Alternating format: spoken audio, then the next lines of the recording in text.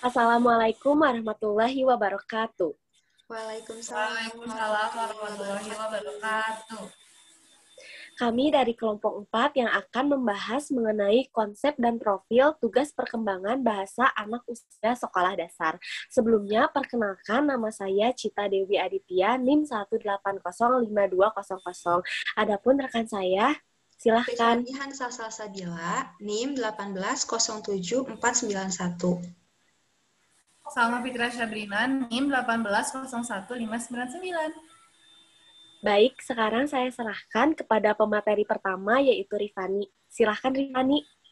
Baik, terima kasih.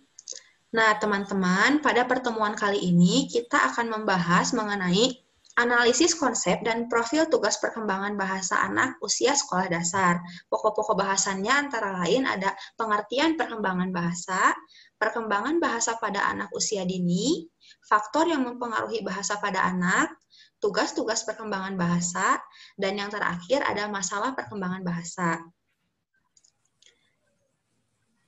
Nah, sekarang kita akan membahas mengenai pengertian perkembangan bahasa.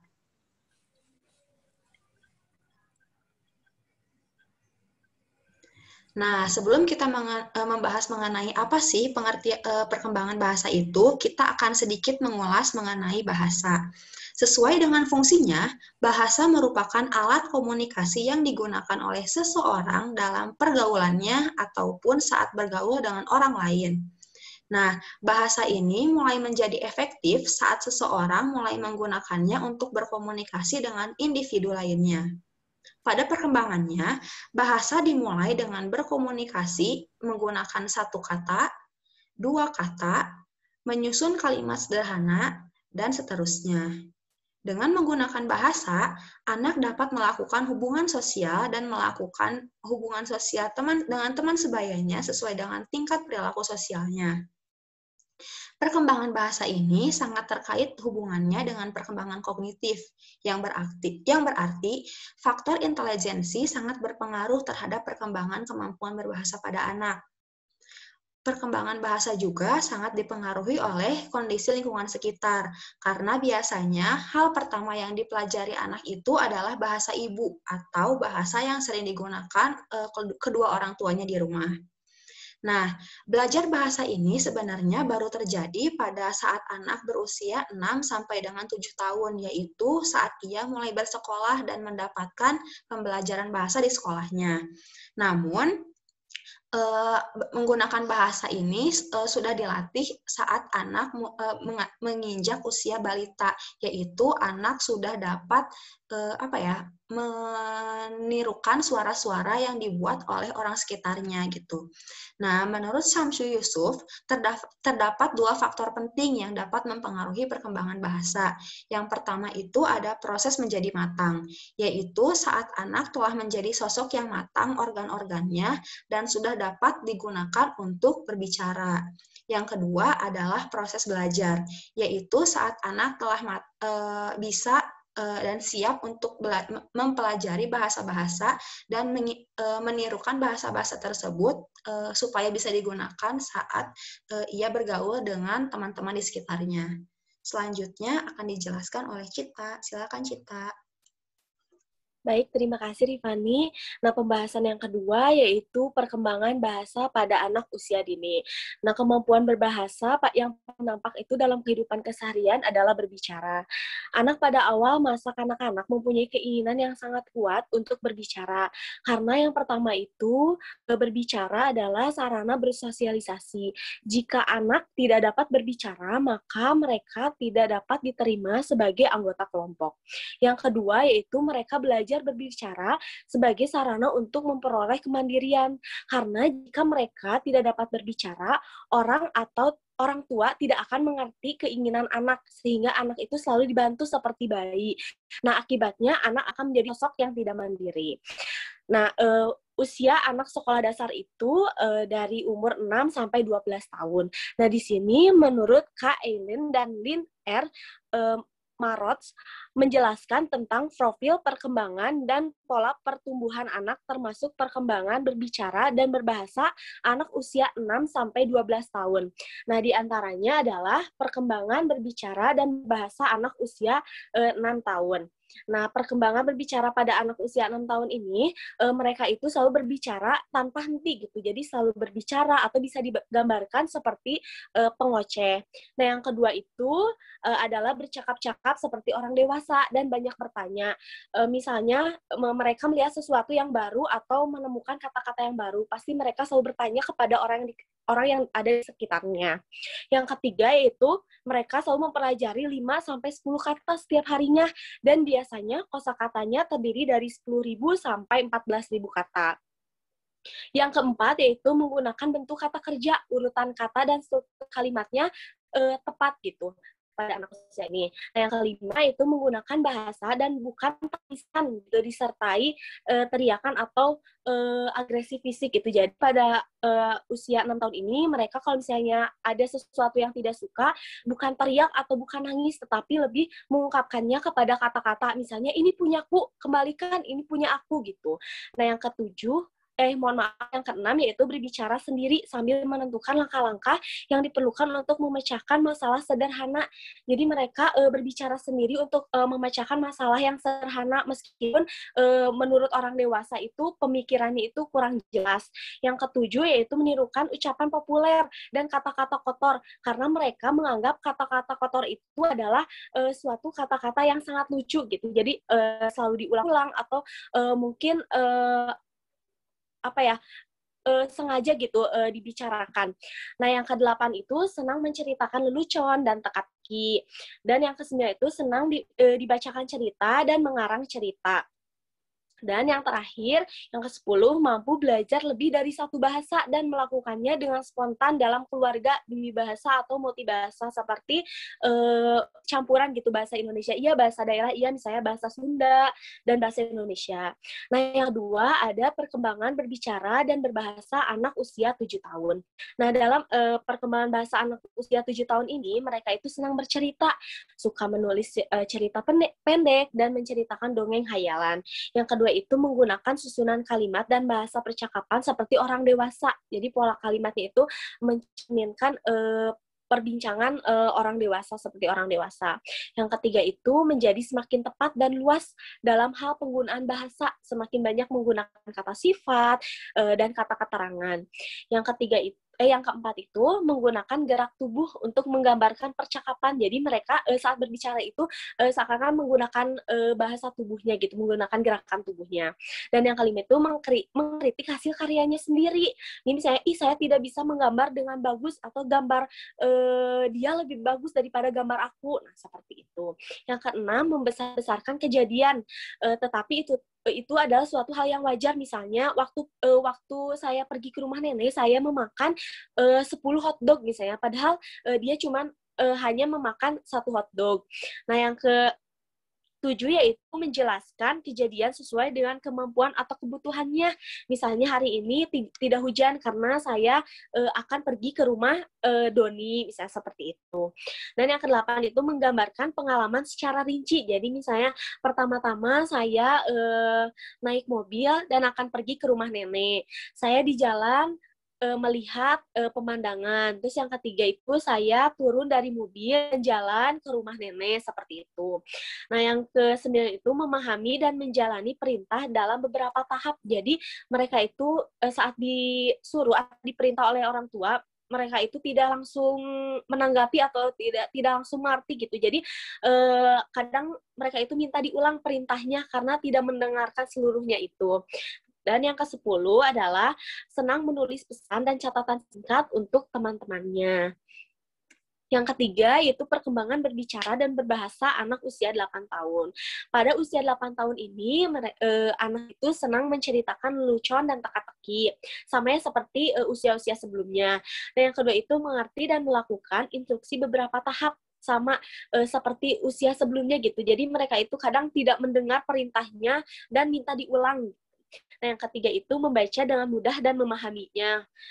Yang keempat, menulis surat atau mengirim pesan kepada teman, termasuk di dalam pesannya itu menulis deskripsi yang imajinatif dan mendetail gitu. Dan yang kelima, menggunakan bahasa untuk mengkritik dan memuji orang lain. Jadi mereka seakan-akan mau mengkritik, mau memuji gitu, selalu menggunakan bahasa gitu, lebih menggunakan sekarang lebih sering menggunakan bahasa yang populer dan kata umpatan gitu. Nah, yang keenam itu memahami dan mengikuti aturan tata kalimat dalam percakapan dan bentuk tertulis. Jadi mereka dalam membuat kalimat itu lebih runtut dan lebih sistematis gitu, mungkin lebih berkembang gitu dari usia-usia sebelumnya. Nah, yang ketujuh yaitu berminat mempelajari kode kata rahasia gitu dan menggunakan bahasa kode. Saya bersama teman-temannya menggunakan bahasa kode gitu.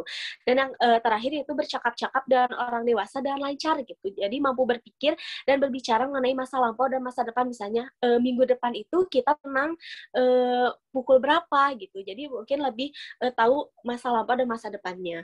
Nah, yang keempat yaitu ada perkembangan berbicara dan berbahasa anak usia 9 sampai 10 tahun. Nah, dalam anak usia 9 sampai 10 tahun ini perkembangannya perkembangannya pesat gitu. Anak di usia ini juga senang berbicara, seringkali tidak berhenti dan tanpa alasan yang jelas gitu. Jadi terus berbicara gitu menggunakan alat mungkin dia menggunakan alat komunikasi itu penting gitu untuk mendapatkan perhatian dari orang lain. Yang kedua itu mengungkapkan perasaan dan emosinya itu secara efektif melalui kata-kata gitu. Jadi bukannya nangis seperti yang tadi ya, bukannya nangis atau bisa teriak, tapi dia menggunakan kata-katanya untuk emosi dia, terus untuk mengkritik, memuji seperti itu. Dan ketiga itu memahami dan menggunakan bahasa sebagai sistem komunikasi dengan orang lain. Nah, mungkin dia sudah tahu gitu bahwa kalau misalnya mau berbicara dengan orang itu menggunakan bahasa gitu untuk komunikasinya. Yang keempat, menggunakan ucapan populer yang sering diucapkan teman sebaya, misalnya keren, top abis, seperti itu. Yang keenam, menganggap perumpamaan yang tidak masuk akal, jadi permainan kata dalam lelucon dan teka-teki sebagai sesuatu yang lucu. Jadi dia mempermainkan kata sebagai sesuatu yang lucu gitu, lelucon.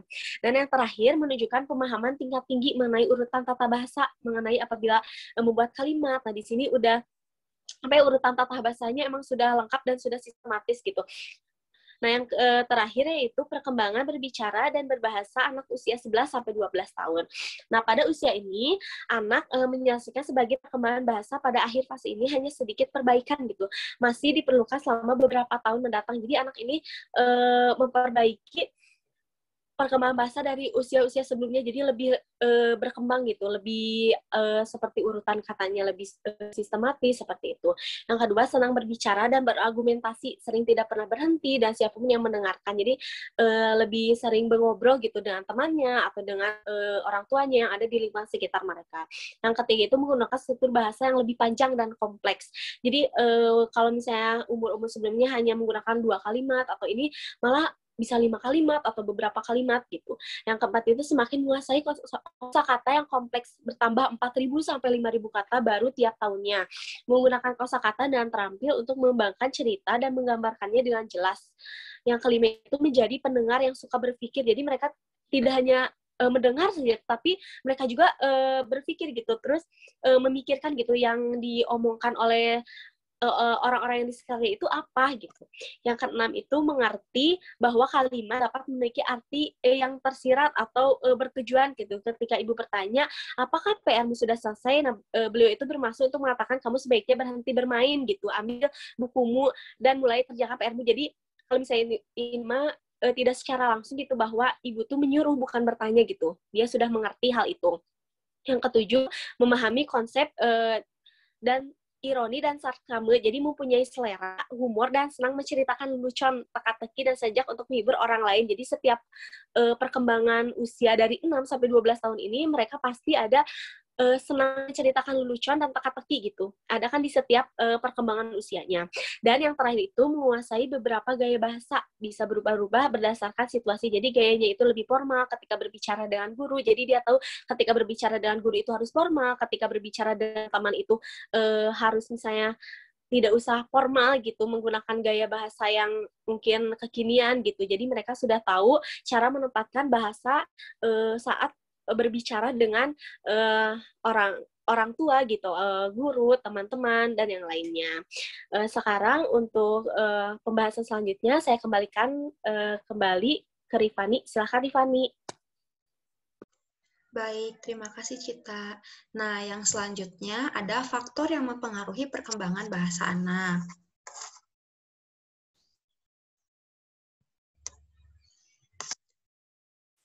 Nah, menurut Yusi Riksa, perkembangan bahasa pada anak itu dipengaruhi oleh beberapa faktor. Bisa dilihat di sini ada 6 faktor yang mempengaruhinya. Yang pertama ada kesehatan.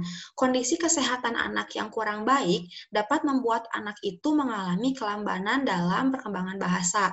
Asupan gizi yang seimbang juga dapat mempengaruhi nih perkembangan bahasa pada anak, sehingga diusahakan pada saat masa-masa tumbuh kembang anak, orang tua itu dapat memberikan asupan gizi seimbang pada anak. Supaya apa?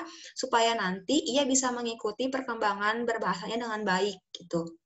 Yang selanjutnya ada faktor intelijensi. Tingkatan intelektual ini sangat mempengaruhi perkembangan bahasa pada anak. Anak dengan keterbelakangan mental, mohon maaf, pasti akan cenderung lebih sulit mendapatkan kemampuan berbahasanya gitu. Karena ia itu cenderung lebih lambat dalam menerima berbagai materi. Sedangkan anak dengan tingkat intelektual yang normal pada dasarnya itu akan lebih mudah untuk menerima kemampuan berbahasanya gitu. Nah, untuk anak dengan kondisi intelektual yang cenderung lebih tinggi dibandingkan anak-anak yang lain, anak ini akan lebih mudah dan cenderung lebih cepat dalam mendapatkan kemampuan berbahasa. Yang ketiga ada status sosial ekonomi.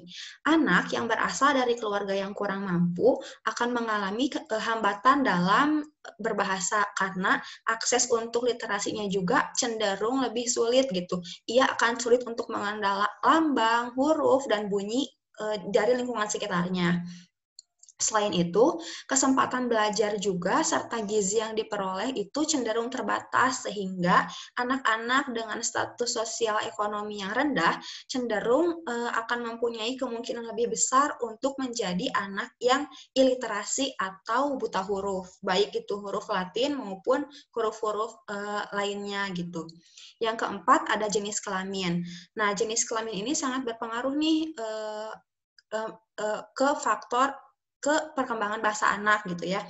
Anak-anak perempuan ini cenderung memiliki kemampuan berbahasa yang lebih cepat karena biasanya anak perempuan ini memiliki kemampuan vokalisasi yang lebih lancar 2 tahun sebelum anak laki-laki. Hal ini disebabkan karena anak perempuan ini memiliki hubungan dengan orang tua dan juga teman sebaya yang lebih dekat sehingga mereka sering mengasah kemampuan komunikasinya. Namun pada anak laki-laki biasanya mereka dapat mengasah kemampuannya itu saat sudah memasuki usia sekolah. Nah, yang selanjutnya ada hubungan keluarga. Pada sebuah keluarga yang menganggap bahwa demokrasi itu penting dan anak itu dianggap sebagai sosok yang penting dalam keluarga, anak ini akan belajar lebih baik gitu dan melihat sosok orang tuanya bahwa bagaimana sih cara berkomunikasi yang baik dengan seseorang sehingga kemampuan perkembangan bahasanya juga dapat terasah dengan lebih cepat dan lebih baik lagi gitu. Yang terakhir ada akses komunikasi, keterbukaan dan dukungan untuk bergaul dengan lingkungan sekitar, baik keluarga inti, keluarga besar, masyarakat, juga institusi yang ada di sekitar anak itu dapat mempengaruhi perkembangan bahasa anak, apalagi pada era sekarang gitu ya, media komunikasi itu sangat tidak terbatas sehingga hal ini tuh dapat menjadi kemungkinan positif anak-anak dapat mempunyai kemampuan perkembangan bahasa yang lebih baik lagi dibanding perkembangan bahasa anak-anak pada generasi sebelumnya. Nah, yang selanjutnya akan dijelaskan oleh Salma. Silakan Salma. Baik, terima kasih Rifani. Untuk yang selanjutnya adalah materi mengenai tugas-tugas perkembangan bahasa. Pada tugas-tugas perkembangan bahasa, anak dituntut menguasai 4 tugas yang saling berkaitan. Itu menurut Syamsu Yusuf dalam Yusi Riksa pada tahun 2009. Yang pertama itu ada tugas perkembangan bahasa, yaitu pemahaman. Pemahaman itu adalah kemampuan memahami makna, ucapan, tulisan, maupun bahasa tubuh yang disampaikan oleh orang lain. Sehingga anak itu lebih memahami apa yang diucapkan oleh orang lain, gitu. Tidak hanya mendengar saja, tetapi anak paham apa tujuannya dari orang lain bertutur kata ataupun dari gerakan yang orang lain lakukan. Yaitu ada tugas perkembangan bahasa yang kedua, yaitu pengembangan perbendaharaan kata. Pengembangan perbendaharaan kata yaitu penguasaan dan penambahan kosakata baru. Perbendaharaan kata berkembang mulai usia 2 tahun. Anak usia dini mengalami perkembangan yang sangat pesat sehingga muncul istilah bertelinga gajah. Apa itu istilah bertelinga gajah? Apa yang diucapkan adalah apa yang didengar. Oleh karena itu, kita sebagai orang dewasa atau yang berada di lingkungan anak-anak harus bertutur kata yang baik gitu agar anak pun dapat mendengar dan bertutur kata yang baik pula gitu. Karena apa yang didengar itu apa yang diucapkan oleh anak. Perbendaharaan kata terus meningkat pada saat masuk sekolah karena interaksi yang intensif baik dengan teman sebaya maupun orang dewasa secara meluas. Perbendaharaan kata ini juga dapat dipengaruhi oleh bacaan yang dia baca dan lingkungannya gitu ya. Ketika bacaan yang dia baca bagus gitu ya, maka perbendaharaan kata pun akan bagus pula gitu. Ketika lingkungannya berkata yang baik-baik pula, maka anak pun akan mendapatkan perbendaharaan kata yang bagus. Oleh karena itu juga kita harus memberikan bacaan yang bagus ketika dari usia dini gitu ya, dan memberikan lingkungan yang bagus pula. Lalu tugas perkembangan yang selanjutnya yaitu menyusun kata-kata menjadi kalimat. Perkembangan kemampuan menyusun kalimat dimulai sejak berumur 2 tahun, dimulai dengan kalimat tunggal sebagai objek. Contohnya kalau anak ingin minum bilangnya minum, minum atau makan, cuman gitu aja kan. Nah, terus berkembang menjadi kalimat yang terdiri dari 2 kata, yaitu subjek dan objek. Contohnya, aku minum, aku makan gitu. Dede minum atau dede makan gitu ya. Nah, selanjutnya berkembang lagi memasuki umur 4 hingga 6 tahun menjadi kalimat sempurna.